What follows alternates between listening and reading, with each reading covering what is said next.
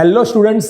सो आज के लेक्चर में हम लोग है ना एक टेक्निकल पॉइंट को समझने वाले हैं। जैसे कि एक पहले सिंपल क्वेश्चन लेते हैं। प्राइवेट लिमिटेड कंपनी में मिनिमम नंबर ऑफ मेंबर्स कितने होने चाहिए? तो हमें पता है, आप बोलेंगे सर 2।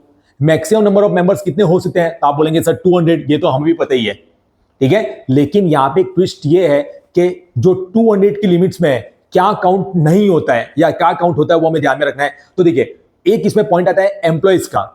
तो ऐसे एम्प्लॉइज जो प्रेजेंट एम्प्लॉइज है, यानी कि जो अभी एम्प्लॉइज है और एम्प्लॉइज के साथ साथ मेंबर्स भी है, उनके पास शेयर्स भी है, या फिर ऐसे एम्प्लॉइज जो पास्ट एम्प्लॉइज थे, यानी कि पास्ट में हमारे एम्प्लॉइज थे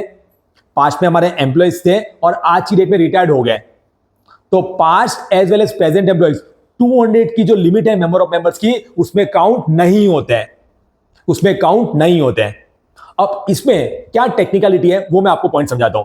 अगर देखिए, आप पहले एम्प्लॉई है और बाद में आप मेंबर बने हैं, तो आप लोग को 200 की लिमिट में काउंट नहीं किया जाएगा।